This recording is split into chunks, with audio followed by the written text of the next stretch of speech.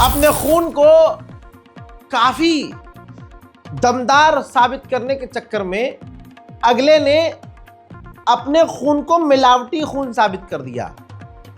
और भाई मिलावटी खून है, खून में अगर मिलावट हो तो वो फिर क्या ही होगा खून।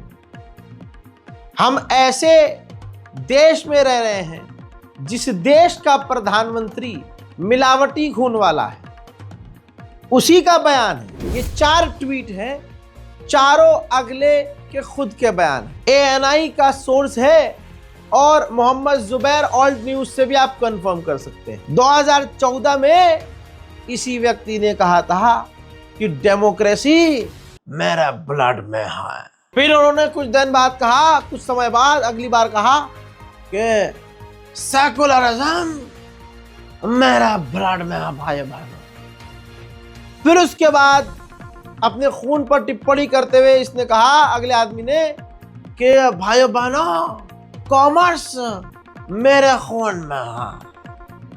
और अब इन्होंने कह दिया कि भैया सिंदूर मेरी नसों में दौड़ रहा है। और भैया सिर्फ दोस्तों सिंदूर नहीं, गरम सिंदूर दौड़ रहा है। बड़ी अजीबोगरीब बात है, जो आदमी किसी का सिंदूर नहीं बन पाया उसकी नसों में गरम गरम सिंदूर दौड़ रहा है। भाई ये इस देश का प्रधानमंत्री है, कभी कहता है मैं बायोलॉजिकल नहीं हूं, मतलब ये पैदा नहीं हुए हैं, इनको केमिकल लोचे से बनाया गया। अब ये कह रहे हैं कि मेरे खून, भाई तो खून है ही नहीं। खून वाला आदमी ऐसे आड़े टेढ़े बयान थोड़े न देता है भाई। मिलावटी खून वाला कहाँ ही इंसान सही होगा जिसके खून में इतनी मिलावट है। आप सोचिए, कुछ बयान के तो सबूत भी है मेरे पास, अपने ही खून पर टिप्पणी कर रहे हैं, कभी कुछ कभी कुछ। मेरी ये इंप्रेशन है, क्योंकि बीइंग ए गुजराती, मेरे ब्लड में कॉमर्स है, मेरे ब्लड में मनी होता है, और इससे मुझे इन चीजों को समझना बहुत स्वाभाविक होता है। मोदी की नसों में लहू नहीं, गरम सिंदूर बह रहा है। देख लिया, सुन लिया, बेशर्मी की इंतहा। भाई इनकी नसों में खून नहीं दौड़ रहा, पाउडर दौड़ रहा है जो खाने के लायक नहीं होता है। महिलाएं, औरतें जो हैं अपने सुहाग के निशानी के तौर पर लगाती हैं। इस आदमी ने उसको खा लिया है और यह आदमी कह रहा है कि भाई मेरी नसों में खून नहीं है, गरम गरम वो पाउडर दौड़ रहा है। अजीबोगरीब किस्म का ये प्राणी है भाई। इसकी बातें समझ से परे है, लेकिन ट्रेंड में है, क्योंकि ऐसे बयान सिर्फ यही दे सकते हैं और कोई नहीं दे सकता। प्रधानमंत्री किस बेशर्मी पे उतर सकते हैं आज दुनिया ने देख लिया है। जो पार्टी, जिनके लोग ये कह रहे थे कि सेना पर, आतंकी हमले पर, अपनों की शहादत पर, सेना के एक्शन पर हमें राजनीति नहीं करनी है, वही आदमी शुरू हो गया और बेशर्मी की इंतहा को पार करते हुए पूरी बेगैरती से अब भीख मांगना शुरू कर चुका है। अब ऑपरेशन सिंदूर पर राजनीति करते हुए अगले ने तो यही कह दिया कि सिंदूर तो मेरे ही अंदर बह रहा है, और अब पूरा का पूरा क्रेडिट खुद खा रहा है। जैसे सेना ने कुछ नहीं किया, जो कुछ किया मोदी ने खुद हाथ में हथियार लेकर किया है। और मोदी की हिम्मत यहीं से देखी जा सकती है कि 3 दिन में सीज फायर करके बिल में वापस चले गए। जो सवाल कर रहा है उनको जेल में बंद कर रहे हैं, चैनलों को बंद कर रहे हैं, ट्विटर बैन कर रहे हैं। अब इस बेशर्मी का ये वीडियो देख लीजिए, जो भारत पर हुए आतंकी हमले और हमारे देश के शहीदों पर यह ड्रामा शुरू हो चुका है इनका। पाकिस्तान एक बात भूल गया, अब मां भारती का सेवक मोदी यहां सीना तान कर खड़ा है।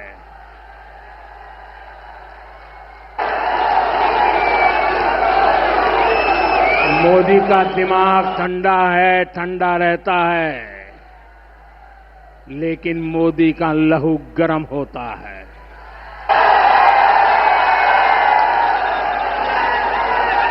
और अब तो मोदी की नसों में लहू नहीं, गरम सिंदूर बह रहा है।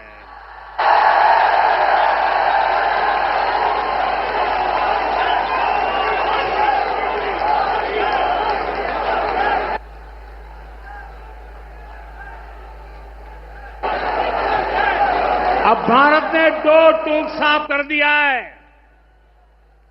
हर आतंकी हमले की पाकिस्तान को भारी कीमत चुकानी पड़ेगी और ये कीमत पाकिस्तान की सेना चुकाएगी, पाकिस्तान की अर्थव्यवस्था चुकाएगी। साथियों, जब मैं दिल्ली से यहां आया तो बीकानेर के नाल एयरपोर्ट पर उतरा। पाकिस्तान ने इस एयरबेस को भी निशाना बनाने की कोशिश की थी, लेकिन वो इस एयरबेस को रत्ती भर भी नुकसान नहीं पहुंचा पाया। और वहीं यहां से कुछ ही दूर सीमा पार पाकिस्तान का रहीम यार खान एयरबेस है। पता नहीं आगे कब खुलेगा। आईसीयू में पड़ा है। भारत की सेना के अचूक प्रहार ने इस एयरबेस को तहस नहस कर दिया है। प्रधानमंत्री मोदी के इस बकवास और घटिया तरीन तर्कहीन जैसे बयान के बाद अब सबने बढ़िया ऑपरेशन सुहागराज शुरू कर दिया। भाई राजकुमार भाटी ने तो जो कहा है बड़ा मजेदार है। इसी तरह से अब मोदी के बयान का मजाक उड़ना शुरू हो चुका है। राजकुमार भाटी जी बोलिए, आपकी बारी, बोलिए। धर्म मूर्ति, धर्मावतार, नॉन बायोलॉजिकल अवतार, जुमला विशेषज्ञ माननीय नरेंद्र मोदी जी ने एक और नया जुमला इस देश को दे दिया है कि मेरे अंदर खून नहीं बह रहा, सिंदूर बह रहा है। अभी साजिया जी कह रही थी हमारा खून खोल रहा है। ये तो डायलॉग चेंज हो जाना चाहिए। अब आपसे कहे करो हमारा सिंदूर खोल रहा है। ये जो माननीय मोदी जी बोलते समय ये भी नहीं देखते कि आपका कितना मजाक उड़ाएगा, कितनी हंसी उड़ाई जाएगी, कुछ भी बोल देते हैं। तो अब इनके अंदर सिंदूर दौड़ रहा है। और मैं रागनी नायक जी आपको ये सलाह देना चाहूंगा कि हम और आप इनका मुकाबला नहीं कर सकते। हमारे और आपके अंदर खून दौड़ रहा है, इनके अंदर सिंदूर दौड़ रहा है। दूसरी बात, आप सवाल उठा रही हैं कि कांग्रेस और विपक्षी पार्टियों से क्यों सांसद चुन के भेजे गए हैं। अब इनकी पार्टी में तो ट्रोलिंग के विशेषज्ञ हैं। किसी को गाली दिलवानी हो, किसी अधिकारी को आतंकवादियों की बहन बताना हो, संसद के अंदर ए आतंकवादी चिल्लाना हो, मोदी जी की चरणों में सेना को समर्पित करना हो, तो ये कर सकते हैं। बाहर विदेशों में जाके देश की छवि सुधारने के लिए तो पढ़े लिखे लोगों की जरूरत पड़ेगी, और पढ़े लिखे लोग मिलेंगे विपक्षी पार्टियों में। तो इसलिए इनकी मजबूरी है। ये क्या बात हुई? नहीं, भारतीय जनता पढ़े लिखे सारे विपक्ष में मिलेंगे और मैं तो नहीं मिलेंगे। कई बार आपके शो में कह चुका हूं, इनका लेवल जो है, इनकी दिमागी इनका जो बौद्धिक लेवल है बहुत कमजोर होता है। आरएसएस बीजेपी के लोगों का ये गाली गलौज वही सीखते हैं और लाठी चलाना सीखते हैं, लाठी तलवार चलाना सीखते हैं। अंतरराष्ट्रीय कूटनीति क्या होती है इन बेचारों को क्या पता। इनसे अपने लोगों को गाली दिलवा लो आप। लेकिन वर्तमान एक बात विपक्ष की पार्टी के द्वारा ये बात बोली जा रही है और आम जनमानुस को भी समझ में आ रही है। जिस तरह से ऑपरेशन सिंदूर लॉन्च किया और अभी ऑपरेशन सिंदूर चल रहा था, दूसरी तरफ ऑपरेशन सिंदूर के नाम का पोस्टर मोदी के फोटो के साथ चलाया गया। इससे ऐसा लग रहा था कि पहलगांव का कांड भी करने और करवाने में भाजपा तो नहीं है। अभी ऑपरेशन चल रहा है, कई आतंकवादियों को मिटाना है, लेकिन इसका पॉलिटिकल फायदा मोदी उठा रहे थे। ऐसा खुद अब मोदी के बयानों से और भाजपा के हरकतों से लग रहा है, जैसे जानबूझकर पहलगांव करवाया गया है ताकि इसका फायदा भाजपा उठा सके। कांग्रेस भी यही सवाल कर रही है। पवन खेड़ा ने एक वीडियो शेयर किया है, उसके साथ उन्होंने बहुत क्लियर बातें लिखी हैं। एबीपी का वीडियो है, उन्होंने रीट्वीट करते हुए पूछा है, सीज फायर क्यों हुआ, किन शर्तों पर हुआ, यह पूछना क्या पाकिस्तान की भाषा है? पाकिस्तान के डीजीएमओ आपको भरोसे के काबिल क्यों लगते हैं? यह पूछना क्या पाकिस्तान की भाषा है? डोनाल्ड ट्रंप को कश्मीर मुद्दे पर चौधरी क्यों बनाया? क्या यह पाकिस्तान की भाषा है? इन तमाम सवालों का जवाब पवन खेड़ा दे रहे हैं एबीपी न्यूज पर। मुझे एक चीज बताइए, और ये मैं पूरी जिम्मेदारी से पूछ रहा हूं, किसी की भी सरकार हो, वो कांग्रेस की हो, बीजेपी की हो, वाम खेमे की हो, मिलीजुली सरकार हो, यूएफओ, एनडीए हो, यूपीए हो, क्या देश का विदेश मंत्री पाकिस्तान को, हमारे एनिमी नंबर 1 को ऑपरेशन करने से पहले बताएगा? आप बाल की खाल नहीं निकाल रहे क्या? ऑपरेशन से पहले बता देंगे भैया तुम्हारे आतंकी ठिकाने हम नेस्तनाबूद करने वाले हैं। ये किसी के गले उतरेगा, ये हजम होगा किसी को? सुनिए भाई, हजम तो कई चीजें हैं जो हो रही हैं जो हमें नहीं होती। हम तो उस परंपरा से हैं, ये देश उस परंपरा से है कि 1971 भी देखा, 7वां बेड़े को भी हमने ठुकरा दिया और हम अपना काम करते रहे। तो देखिए जो अभी हो रहा है, हजम तो किसी को नहीं हो रहा। सीज फायर किसी को हजम नहीं हो रहा, अमेरिका का हस्तक्षेप किसी को हजम नहीं हो रहा। बार बार कहा जा रहा है कि भाई ट्रेड की धमकी दी और ऑपरेशन सिंदूर रुका, ये सिंदूर का सौदा नहीं है तो और क्या है? तो ये कैसे हजम होगा? तो कई चीजें हजम नहीं हो रही।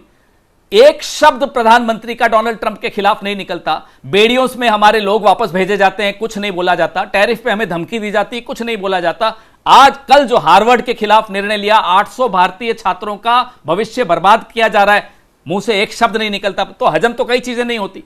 जब खुद हमारे एक्सटर्नल अफेयर्स मिनिस्टर बहुत करीब है अमेरिका के, चलिए कोई बात नहीं, जब वो खुद अपने मुंह से कहते हैं at the start of the operation, बड़े डिप्लोमेट रहे साहब, ये डिप्लोमेट्स को ट्रेनिंग दी जाती है कि कौन सा शब्द कितने शब्दों को तोल तोल के कैसे बोला जाता है। At the start of the operation बिना सोचे समझे तो उन्होंने बोला नहीं होगा। हम उनसे जानना चाहते हैं साहब, इसका मतलब बता दीजिए। एट द स्टार्ट और एट द कमेंसमेंट में कोई फर्क है नहीं? एट द एंड और एट द स्टार्ट में बहुत नहीं कर रहे हैं, क्योंकि अब डीजीएमओ ने कह दिया। एक सेकंड पवन भाई, जब डीजीएमओ ने ये जानकारी दे दी our pilots are safe and back, उसके बाद भी आपके नेता राहुल गांधी वो पूछ रहे हैं सवाल कि जी हमारे कितने विमान गिरे। इससे देश का कोई फायदा हो रहा है क्या? बिल्कुल होता है। हम कितने प्रिपेयर्ड हैं? देखिए, अकेला पाकिस्तान नहीं है यहां।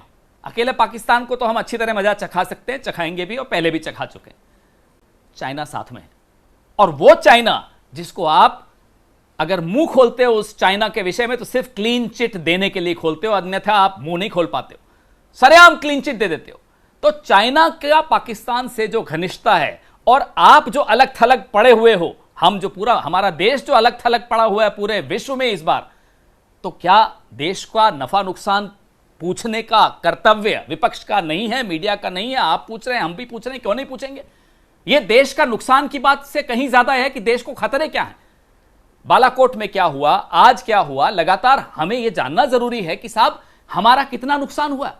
जो जवान जाते हैं सीमा पर, क्या हम उन्हें पूरी तरह से मुस्तैद करते हैं, हम उनको पूरी तरह से इक्विप करते हैं?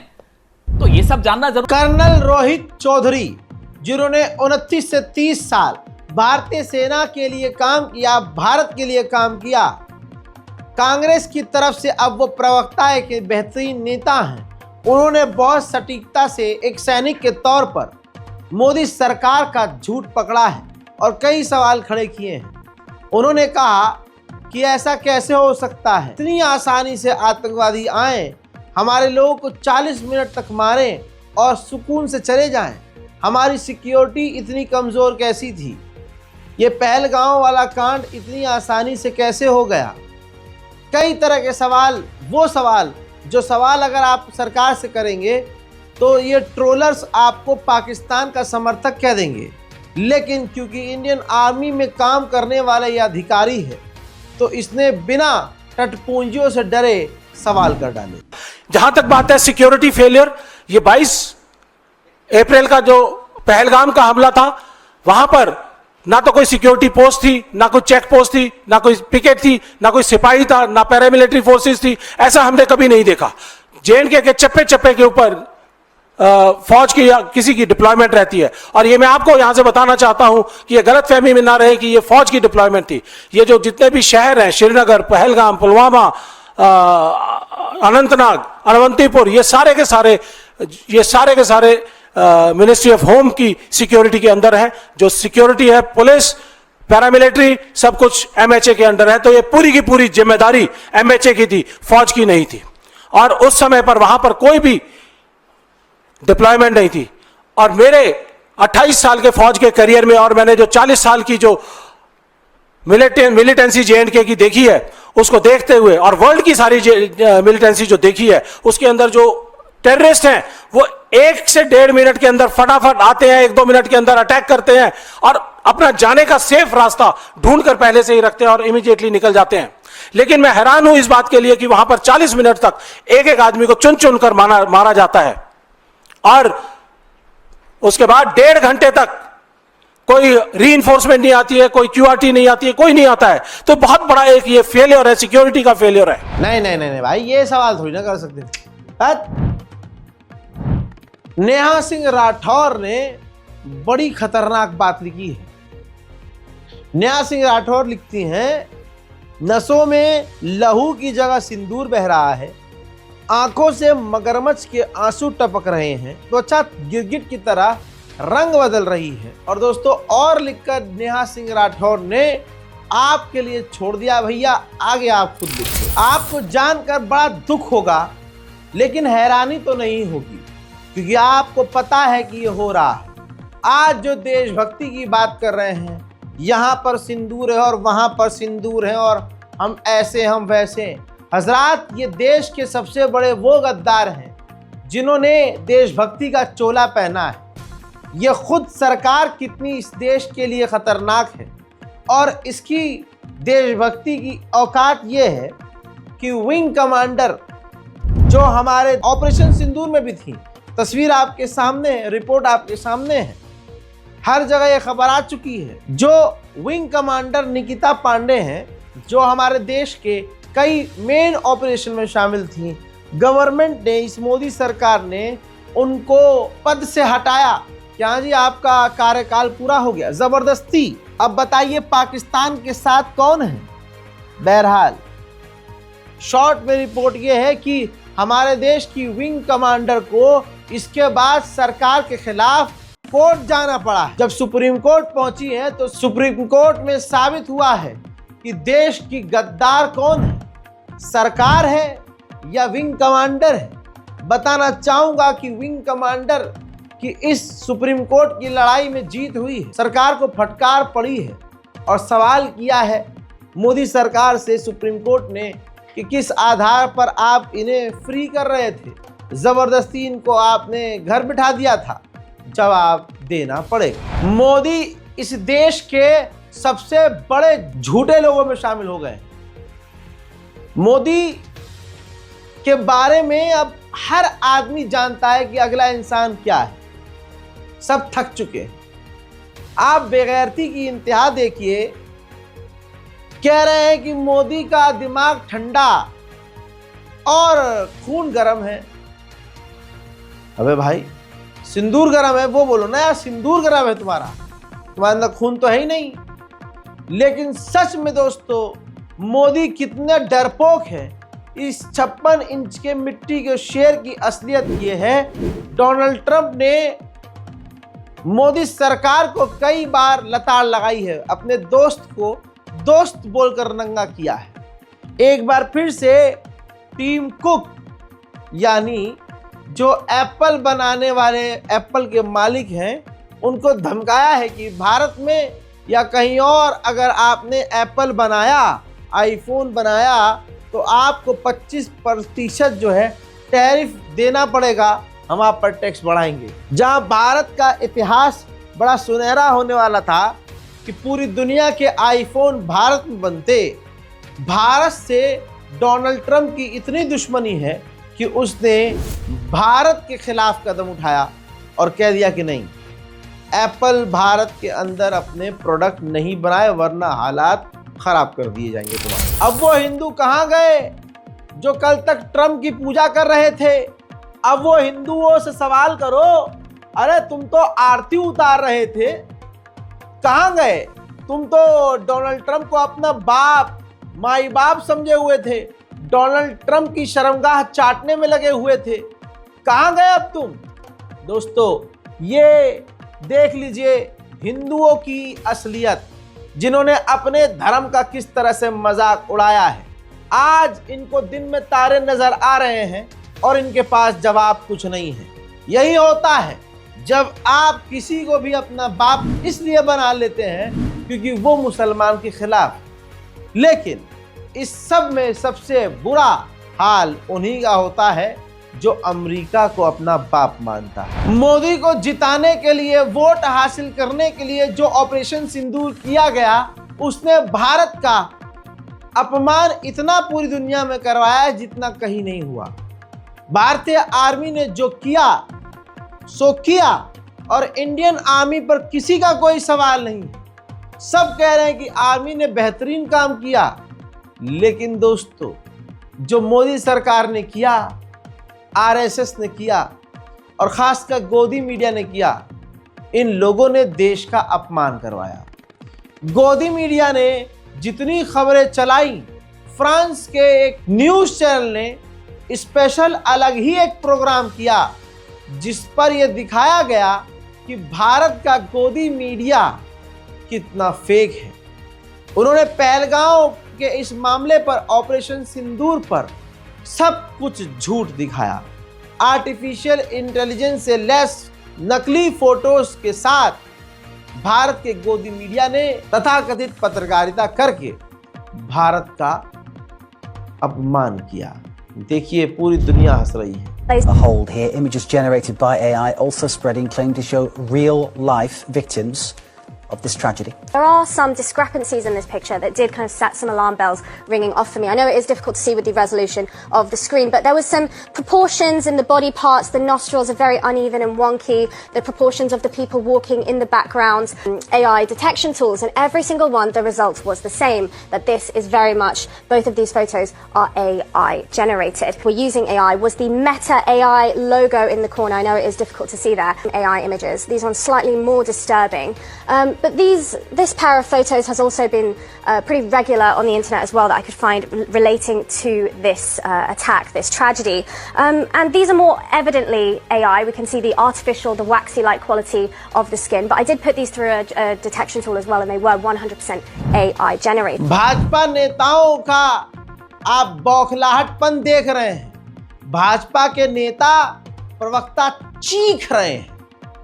उनको लगता है कि हम झूठ को चीख कर बोलेंगे तो हम सच्चे कहलाएंगे। भाटी साहब ने भाजपा वालों की घाटी बना दी। जो खानदानी रईस हैं वो मिजाज रखते हैं नरम अपना। तुम्हारा लहजा बता रहा है तुम्हारी दौलत नहीं है। बात करना तो ऐसा नहीं, अभी तो शुरू ही करा मैंने। नहीं ऐसा नहीं। ये सवाल भारत के खानदान, रईस और गरीब अंजना जी, ये क्या तरीका है? अंजना जी, ये चल रहा हिंदुस्तान एक खानदान है। तुम्हारा खानदान होगा अलग, तुम होगे रईस, लेकिन हमारा खानदान इस देश का देशभक्त का खानदान है। तुम्हारा खानदान होगा रईस और तुम आसमान में, हम जमीन से उठकर तिरंगा लहराएंगे, हम जमीन से उठकर कहेंगे भारत माता की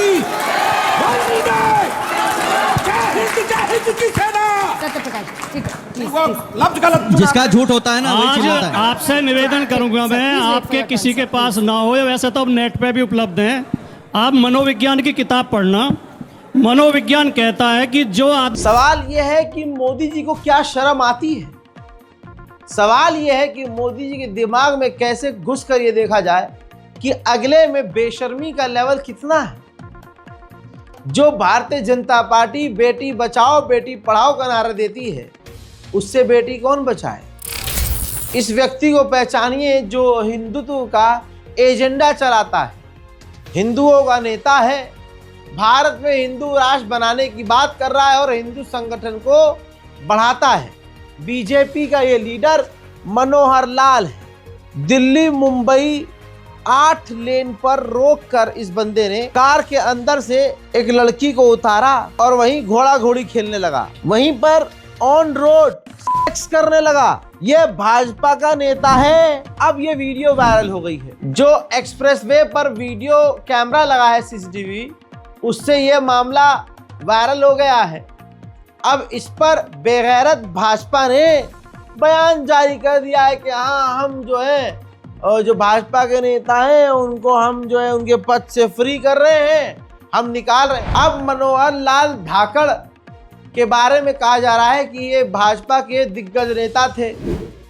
तस्वीर जरा देखिए, अधेड़ उम्र का आदमी, इसके अंदर इतनी आग कि बीच सड़क पर, ये पता नहीं कहाँ से, मतलब शादीशुदा ही आदमी होगा, पत्नी के साथ तो सड़क पे नहीं कर रहा होगा ये। तो आप भाजपा का ये चरित्र देखो कि एक तो अपनी पत्नी के साथ धोखा, उसके बाद एक लड़की साथ लेकर चल रहे हैं और बीच रोड पर उनके साथ वो ये कर रहे हैं ऑन रोड।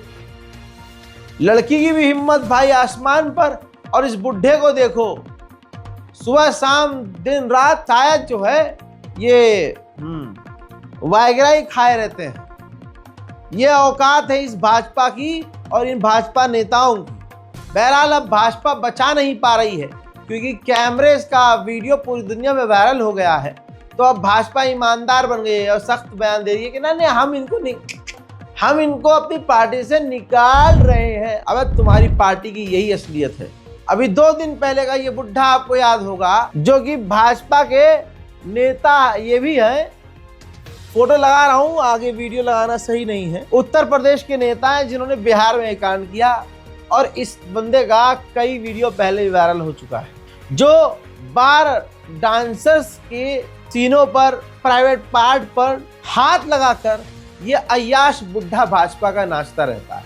ऐसे ही इस हफ्ते में ये 2 मामले हो चुके हैं। बिकी हुई औरत रूबिका, मोदी की प्रवक्ता जिसने पत्रकारिता का चोला पहना है, उसका घटियापन का स्तर दिन प्रतिदिन गिरता जा रहा है। कांग्रेस के प्रवक्ता के मुंह पर आकर उंगली कर रही है और कह रही है कि डरो मत, इस तरह की बातें करके अपनी औकात। रूबिका, बिकी हुई ये औरत, नजिस और गलीज किस्म की औरत, इस तरह से विपक्ष के लोगों को भड़काती है क्योंकि उसके पास जवाब नहीं होता।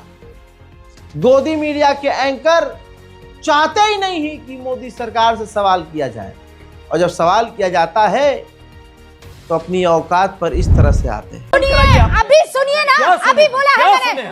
आप बोलने नहीं दीजिएगा क्या? हमें 40 सेकंड का समय दीजिए, हम क्वेश्चन भाजपा से पूछना चाह रहे हैं। आप क्यों परेशान हो रही हैं? रूबिका जी, इनको 1 मिनट तो हम भी खड़े हो जाएंगे। दीजिए इनको पूरी तरह वैसे नहीं होगा। समय दे। आप बैठिए, नहीं, ऐसे नहीं, आप अपने सीट पर बैठिए। मेरी बात सुनिए। नहीं, ऐसे नहीं होगा, ऐसे नहीं।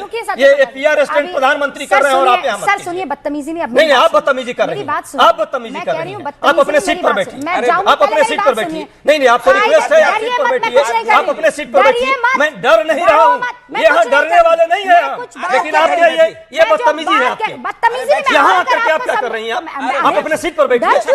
मैं क्यों डरूं भाई आपसे? चूंकि दूर से आपको सुनाई नहीं दे रहा है, आपको कुछ नहीं होगा। बैठिए इधर, बैठिए। अरे देवी, अभी भी वक्त है दोस्तों, संभल जाओ, अपना देश बचा लो। अरविंद केजरीवाल जब तक दिल्ली में था, चाहे जैसा भी था वो, लेकिन उसके कार्यकाल में जब दिल्ली में बारिश होती थी, तूफान आता था, बत्ती नहीं जाती थी, ये तो जानते ही हैं। लेकिन जब से ये विकासशील पार्टी आई है, अब जरा सी हवा तेज चलती है तो दिल्ली के लोग बताते हैं बिजली काट ली जाती है। प्राइवेट स्कूलों की फीस डबल कर दी गई है।